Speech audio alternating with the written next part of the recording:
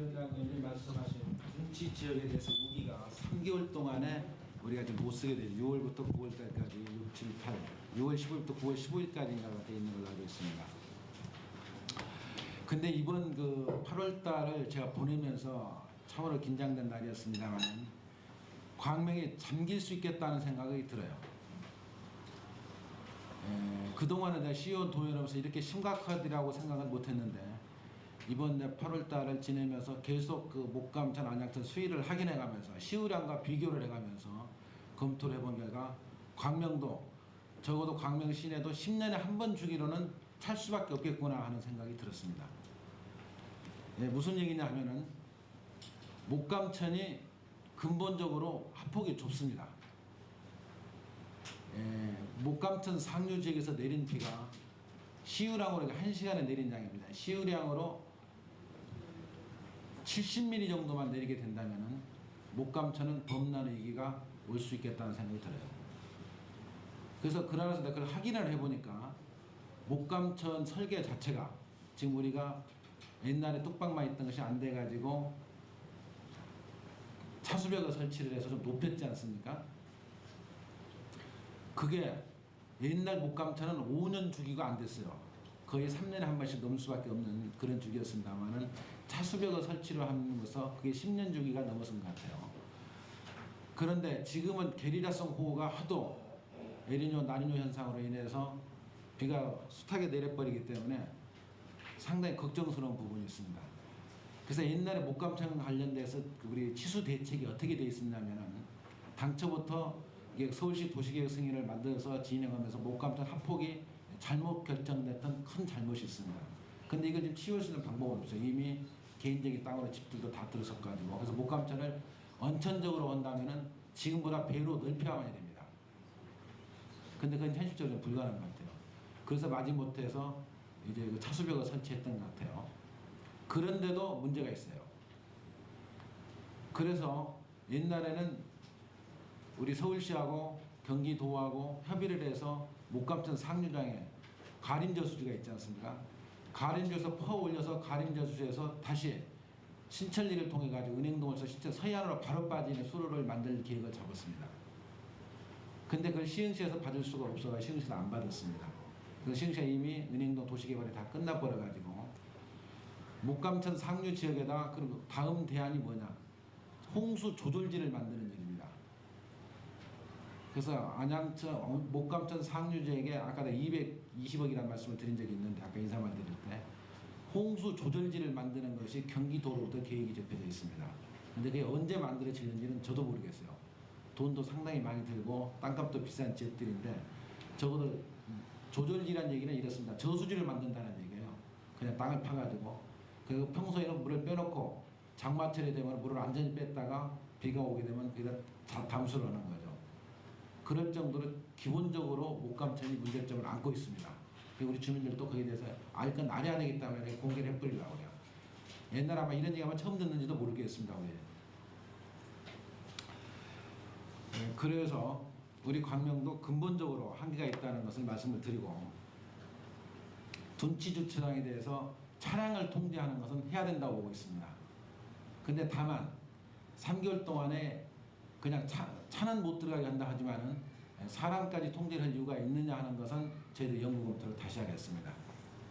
그래서 사람은 내려가서 어린이들이 방학 때도 되고 뛰어놀 수 있는 차도 없으면 뛰어놀도 좋지 않습니까? 애들 야구도 하고 공도 차고 차가 있을 때는 못 놀지만은 하여튼 어린이들이라도 출입이 가능하고 사람들은 출입이 가능하게끔 대안은 한번 연구 검토해서 이걸 개인적으로 우리 이기철 발의회장한테 말씀을 드리도록 하겠습니다. 두 번째, 그 어린이 우리 강일 노인정에 대한 부분입니다. 노인정은 할아버지 할머니 방, 특히 할머니 방에 물이 샌다는 부분.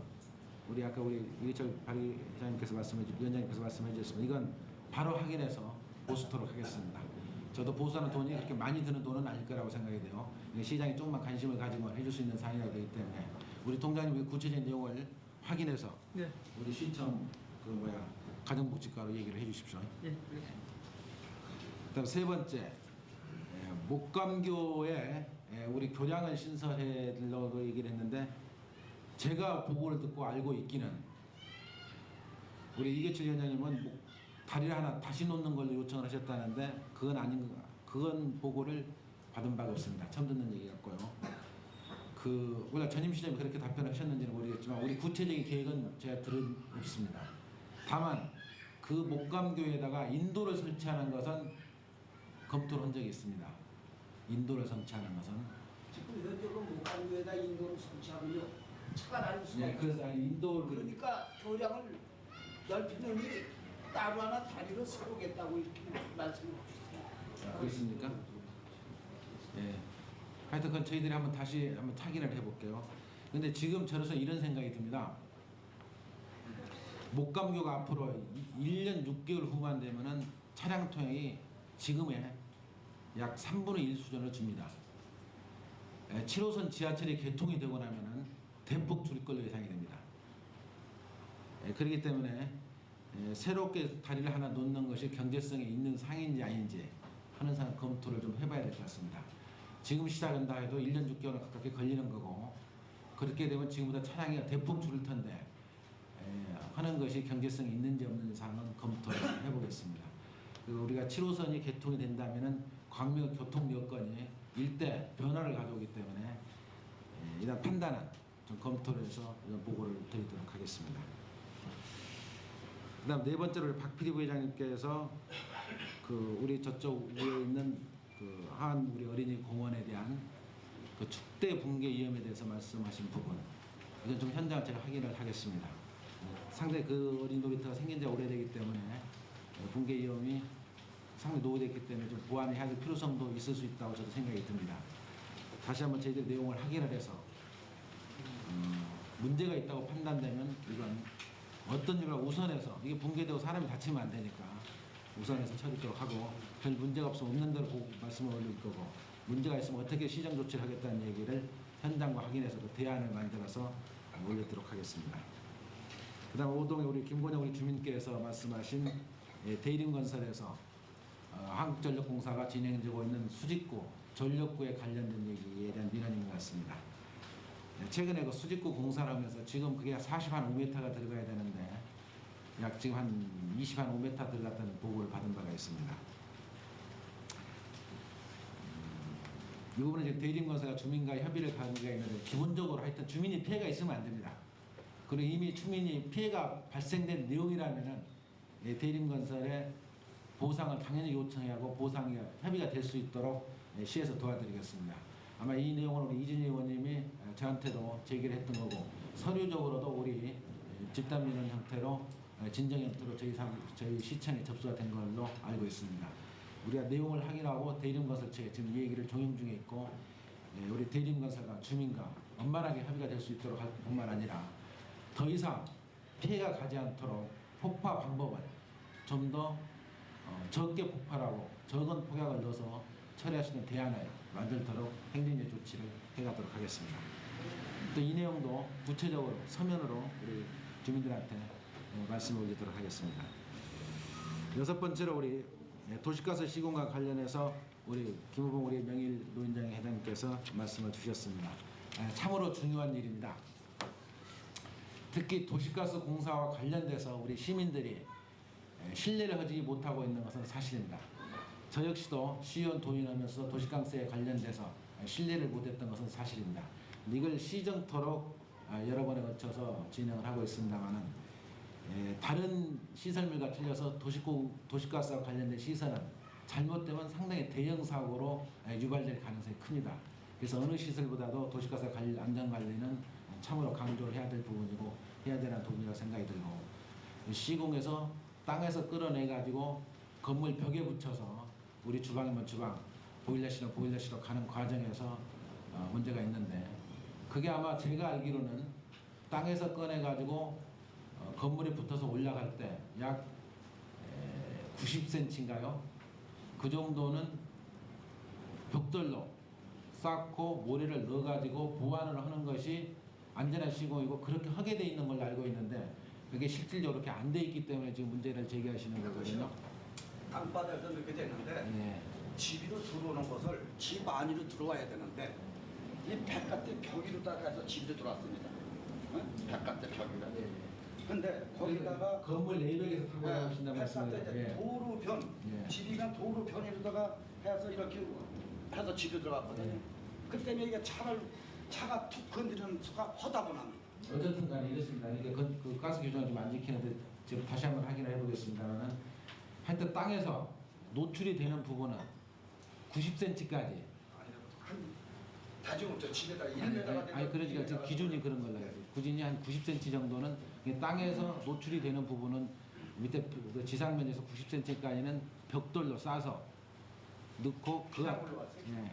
그래가지고 거기다가 모래를 넣고 하는 것이 시공상 그렇게 해야 되는 걸로 알고 있거든요.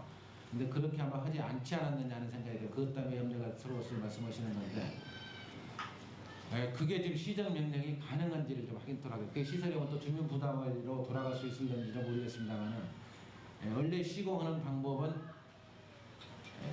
외벽에서 타고 지상에서부터 나와서 외벽 타고 올라가는 부분은 그런 시설을 해야 되는 걸로 알고 있거든요. 그래서 저희 집도 그렇게 했어요, 사실은.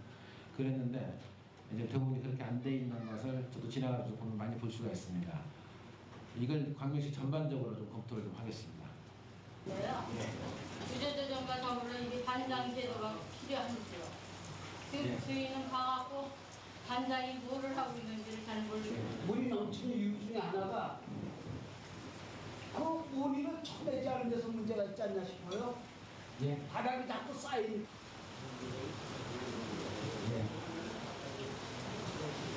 네. 또 말씀, 지금 우리 김한표 노회장님이 말씀하셨던 그 노약자 보호소, 우리 노회장도 그 지하철이나 우리 버스를 탈 때마다 자리를 양보하는 정신, 이건 아무리 강조를 해도 좋다고 생각이 듭니다. 근데 이건 이제 시민 스스로가 나서야 된다고 생각이 듭니다. 이건 즉시 거기서 야단치고 뭐라 하고 말이야. 요새 젊은 애들이 그렇게 하면 대들고 그러기도 합니다만은 그렇다고 해서 포기할 일이 아니지 않느냐는 생각이 들어요. 이제 어르신들이 그냥 젊은 사람 눈치만 보고 말이야 가만히 있을 때가 아니라 이제는 일어나라 하고 좀 직설적인 표현을 써서 해야 되지 않겠냐는 생각도 저는 좀 들립니다. 하여튼 이런 부분들을 우리 하여튼 교육장님을 만나든가 교장선생님을 간다는 것을 때마다 내가 노인정 우리 독사부터 갈 때마다 또는 우리 노인정이 들 때마다 이런 얘기를 많이 듣고 있는데 이거 교육하면 우리 교육장이나 교장선생님 책임져야 되는 일이 아니겠습니까?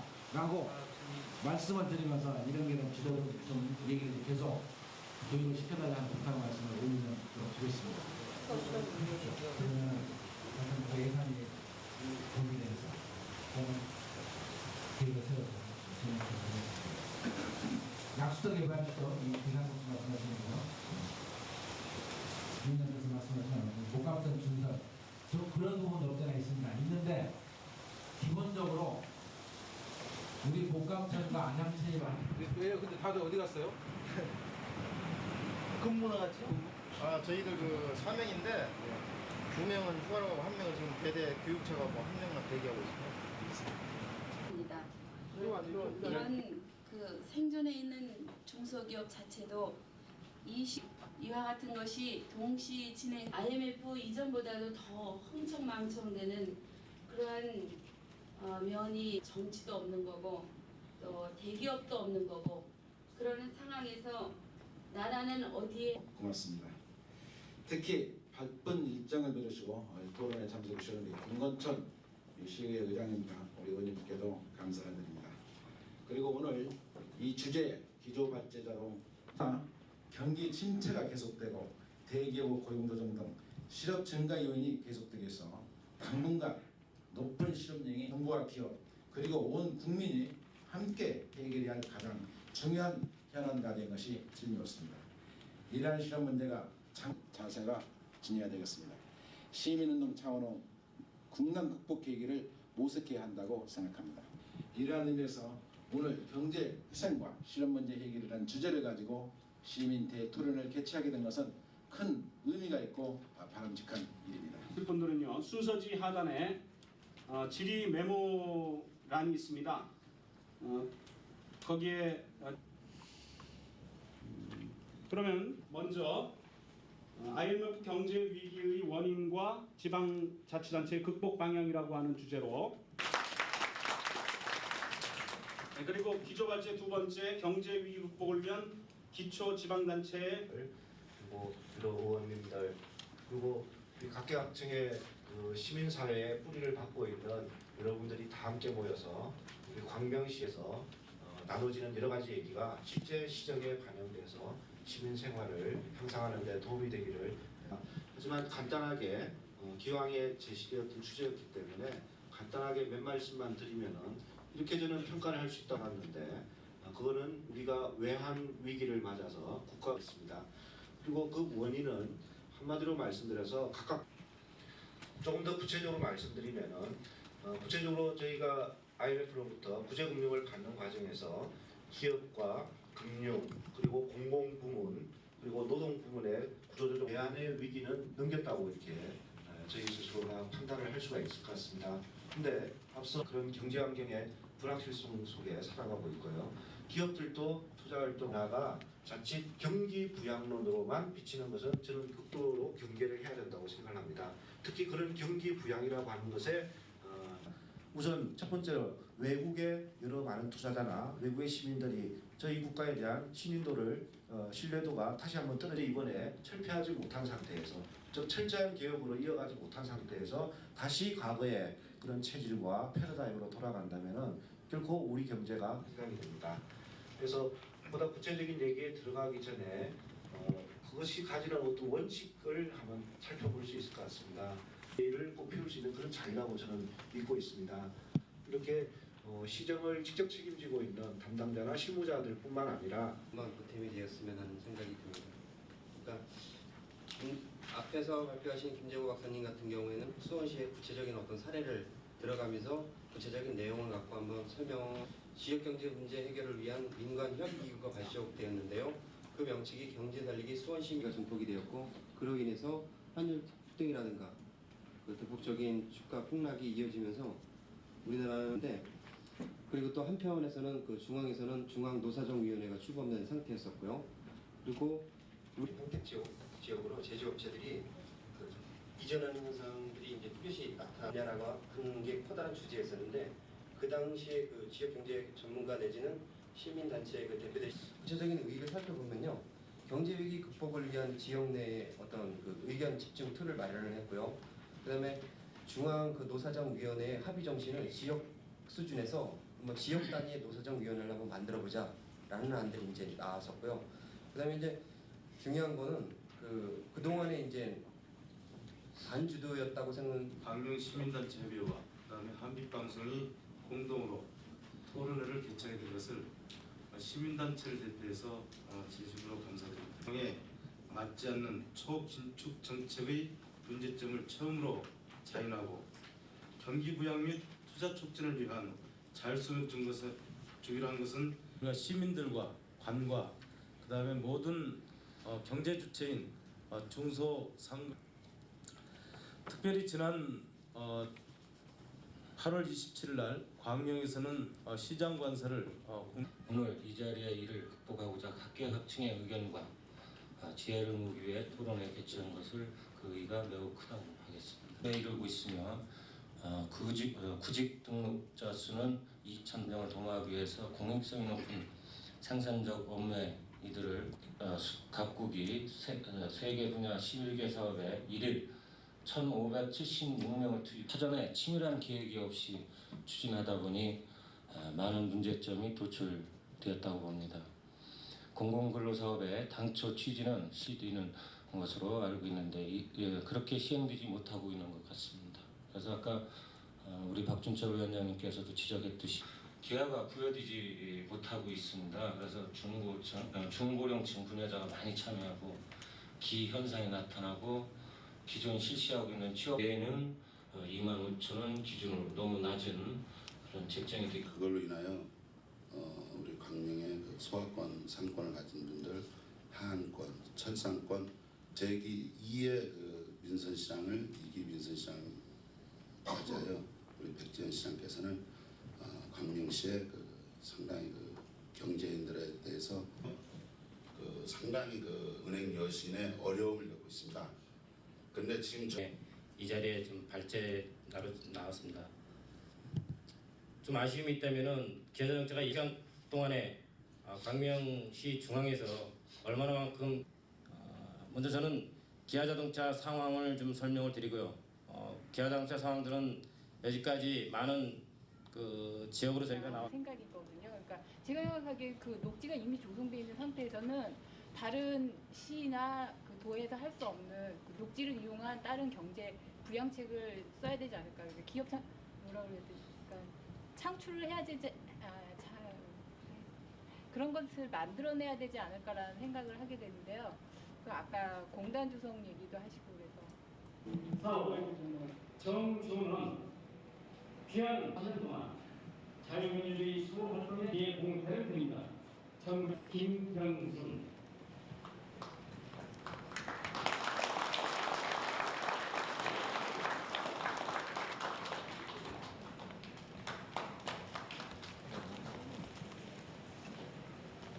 반갑습니다. 귀하를 본 총년 1998년 8월 2일 한국자유총연맹 총재 양순직 대표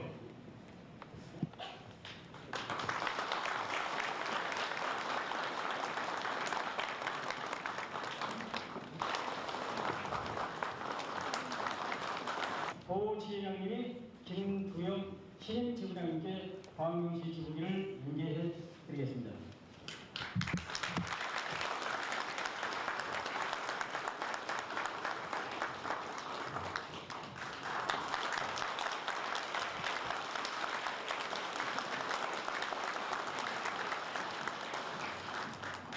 다음은 김재주 전 지부장님과 2대 송하영 지부장님, 3대 이창진 지부장님 감사의 말씀을 드립니다.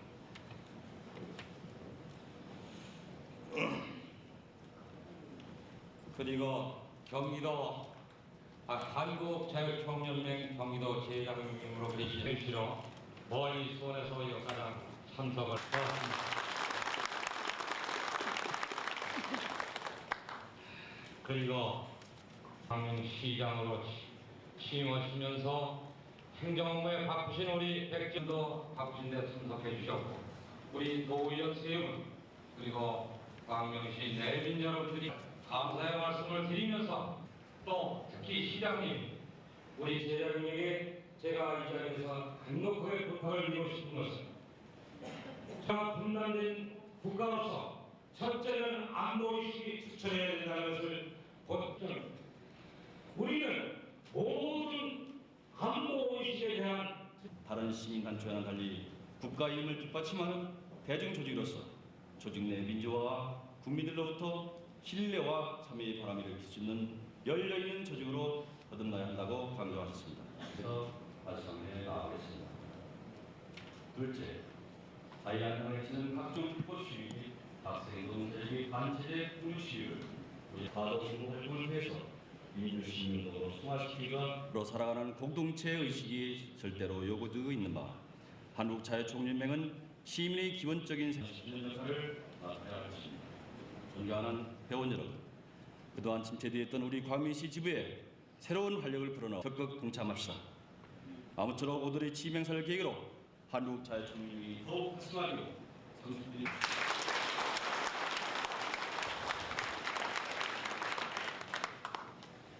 이어서 응원하셨고 특히 청소년 학생층에 대한 암여해 오신 분으로서 그 노고에 대해서 전 김두영 지부장님의 취임을 진심으로 축하드리고 환영하는 바입니다. 오랫동안 이 지역 발전을 위해서 폭넓은 활동을 하신 아주 동망이 있는 분입니다. 여러분, 형에 걸려서 큰 지명지에 됩니다. 우리는 또 해낼 수 있습니다. 또 일어설 수 있습니다. 그러나 중요한 것은 우방세력은 비유한 침부로 분출해 들었고 또한 사건을 비롯해서 이사익한 공작원이 우리 사회에 깊숙한 곳까지 침투해서 국가정 김도삼, 김강선 우리 도의원 참석해서 고맙습니다. 박기범 노인회장 지부장님을 통한 우리 사회단체 회장님들 정말로 고맙습니다. 이러한 김대중 대통령 취임 후 대북 관계에서는 주도권을 확보하고 남북 화해 분위기로서 국면 전환을 시도하게 하여 협력 정책이라는 대북 노선을 추진하고 있습니다. 이는 남북 기본합의서 이행과 남북 화해 및 상호 체제 인정, 남북 자유학내 및 정경 불련 지가의 경쟁입니다. 전쟁 방지 및 화해와 교류 경쟁 확대를 통해 북한은 평화와 개혁, 개방으로 유도하여 궁극적으로는 평화 통일로 나가 북한 동포를 도기한 소대를 몰고 판문점을 넘어갔고 금강산 관광 및 이에 따른 개발 합의 등 우리 정부 협력 정책에 관한 행위를 따고 있는 북한 군부가 파산적인 대남 군사 보안을 강행하여 한국의 대북 관계 언제든지 유사한 사례들이 돌발할 수 있다고 생각합니다.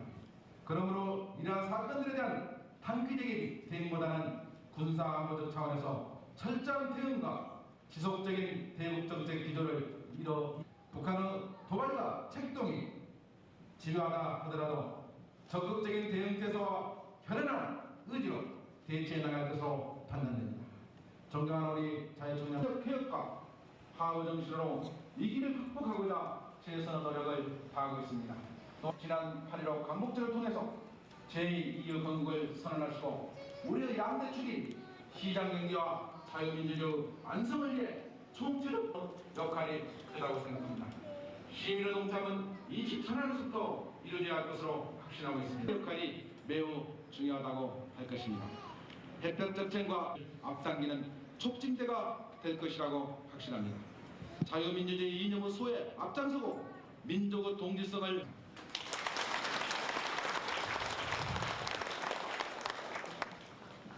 조성하고 최근 북한에서는 미사일 발사 시험 등 호전적 의무와 확고한 자유민주주의 이념을 세워 두어온 진인 늑대처럼 남친 야욕을 불태우는 하나, 둘, 셋.